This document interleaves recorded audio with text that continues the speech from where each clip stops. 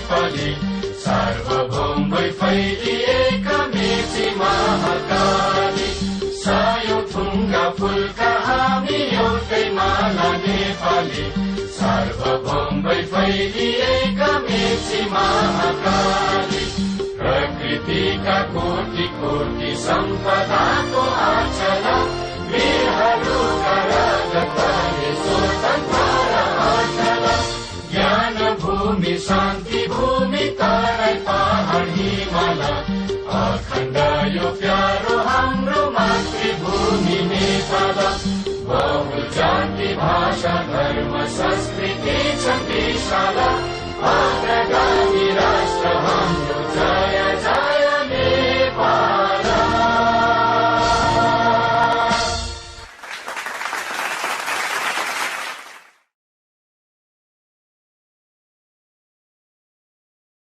भाइ बहिनीहरू, हामीले कविता नैतिक दृष्टान्तको कवि चिनारी अर्थात् कवि परिचय गऱ्यौँ। कवि चिनारी कवि परिचय पश्चात चाहिँ हामी नैतिक दृष्टान्त भन्ने शीर्षकमा चाहिँ आबद्ध रहेर छलफल गऱ्यौँ, शीर्षक सार्थकता गऱ्यौँ। मलाई लाग्छ तपाईहरूले चाहिँ कवि शिरोमणि लेखनाथ पौडेलज्यूको चाहिँ केही चिनारीहरू पनि लिइसक्नुभयो होला, उहाँको बारेमा केही कुराहरू पनि जानिसक्नुभयो होला। त्यो सँगसँगै कविताको शीर्षक नैतिक दृष्टान्त, नैतिक भनेको चाहिँ के हो, दृष्टान्त भनेको चाहिँ के हो भनेर बुझि पनि सक्नुभयो होला। अब हामी कविताको ससुर वाचनतर्फ लाग्दैछौँ। भाइ बहिनीहरू, कविता नैतिक दृष्टान्त अनुष्टुप छन्दमा रचना गरिएको कविता हो। 16 अक्षरहरूको हरफमा रचना भएको कविता अनुष्टुप छन्द कविता हो। छन्दमा रचना गरिएको कविताहरूको चाहिँ आफ्नो छुट्टै नियमहरू हुन्छ। वाचन गर्दा चाहिँ आफ्नो छुट्टै नियमहरू हुन्छ। त्यो नियमहरूलाई चाहिँ पालना गरेर चाहिँ हामीले वाचन गर्नुपर्ने हुन्छ। कवितालाई ससुर वाचन गर्दाखेरि चाहिँ गति यति मिलाएर चाहिँ हामीले लय वाचन गर्न सक्यौँ भने मात्र कविताको मूल मर्म, कविताको भाव बुझ्न सक्छौँ।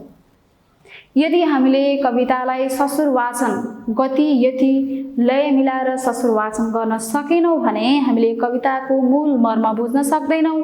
त्यो सँगसँगै हामी कविता पढ्न पनि सक्दैनौँ। त्यसै कारणले हामीले कविता ससुर वाचन गर्नुपूर्वक चाहिँ कविता ससुर वाचन कसरी गर्ने, अनि विश्राम कहाँनिर लिने, अनि कहाँनिर विश्राम नलिकन सरल वाचन गर्ने भन्ने बारेमा चाहिँ जानकारी हुनुपर्छ।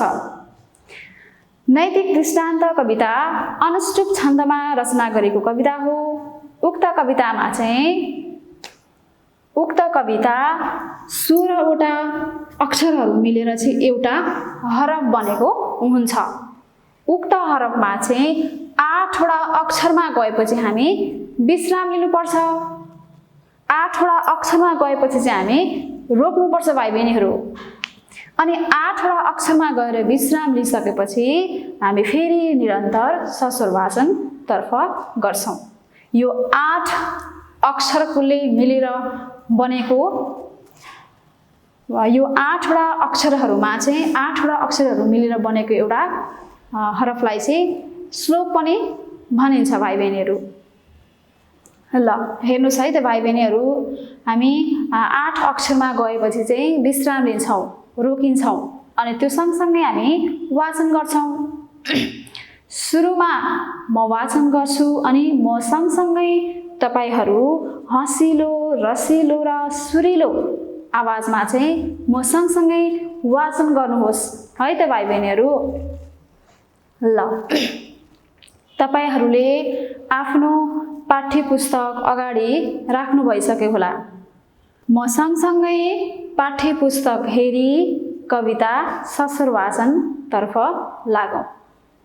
ससुर वाचन गर्नको लागि भाइ बहिनीहरू तपाईहरू तयारी अवस्थामा हुनुहुन्छ होला। तयारी हुनुहुन्छ? ल धन्यवाद भाइ बहिनीहरू। म सँगसँगै वाचन गरौँ है त।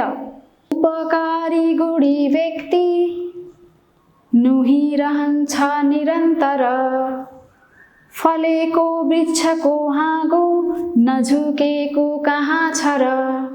फेरि एकचोटि है त भाइ बहिनीहरू, उपकारी गुणी व्यक्ति निहुरहन्छ निरन्तर, फलेको वृक्षको हाँगो नझुकेको कहाँ छ र। हामीले पहिलो श्लोक ससुर वाचन गर्यौं। अब हामी कविता नैतिक दृष्टान्तको ससुर वाचन गर्ने क्रममा छौं। हामी कविताको भावबोध पछि गर्नेछौं। अब हामी भाइ बहिनीहरू दोस्रो श्लोकमा प्रवेश गर्दैछौं। पहिलो श्लोक जस्तै गरेर म सँगसँगै हँसिलो रसिलो र सुरिलो आवाजमा चाहिँ दोस्रो श्लोक पनि ससुर वाचन गर्नुहोस् है त। ल, दबिन्छ गुणीको दोष गुणका रासमा परी, रश्मिले चन्द्रको दाग दबाएकै छ बेसरी। फेरि एकचोटि है, दबिन्छ गुणीको दोष गुणका रासमा परी, रश्मिले चन्द्रको दाग दबाएकै छ बेसरी। भाइ बहिनीहरू, उक्त कवितामा कस्तो राम्रो राम्रो शब्दहरू चाहिँ राखिएको छ हेर्नुहोस् त। कविता वाचन गर्दाखेरि चाहिँ छुट्टै एउटा आनन्द प्राप्त हुन सक्छ। अब हामी ससुर वाचनको क्रममा तेस्रो श्लोकमा छौं। मलाई लाग्छ पहिलो र दोस्रो श्लोकमा जस्तै तपाईहरुले म सँगसँगै मिठो आवाजमा ससुर वाचन गर्नुहुनेछ। कसैको लोकमा छैन एकै नास समुन्नति, अरूको के कुरा हेर सन्ध्यामा सूर्यको गति।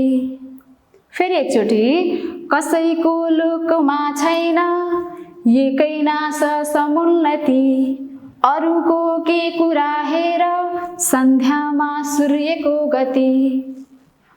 भाइ बहिनीहरू, हामी पहिलो दोस्रो र तेस्रो श्लोकहरू वाचन गर्यौं। अब हामी वाचन गर्ने क्रममा चौथो श्लोकमा छौं।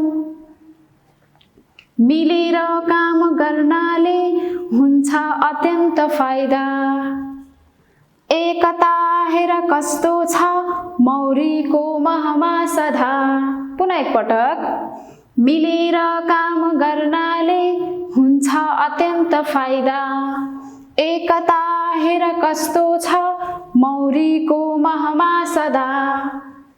हामी कविताको पहिलो दोस्रो तेस्रो र चौथो श्लोकमा चौथो श्लोक हामीले वाचन गरिसक्यौं।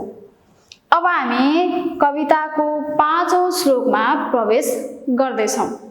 तपाईहरुले पहिलो दोस्रो तेस्रो चौथो श्लोक जस्तै गरेर पाँचौं श्लोक पनि मसँगै वाचन गर्नुहोस् है त। योग्य स्थान विषयमान सानाले पनि पाउँछ, कृष्णका तटको ढुङ्गो देवता कहलाउँछ।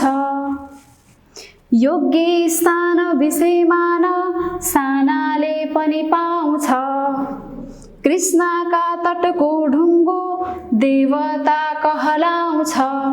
भाइ बहिनीहरू, हामी कविता नैतिक दृष्टान्तको ससुर वाचनको क्रममा छौं।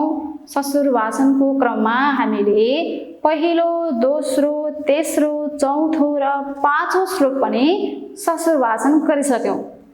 अब हामी नैतिक दृष्टान्त कविताको अन्तिम श्लोक यानी कि 6औं श्लोकमा हामी प्रवेश गर्दैछौं। तपाईहरुले पहिलो दोस्रो तेस्रो र चौथो र पाँचौं श्लोकमा म सँगसँगै गाए जस्तै गरेर चाहिँ वाचन गरे जस्तै गरेर चाहिँ 6औं श्लोकमा पनि वाचन गर्नुहोस् है त।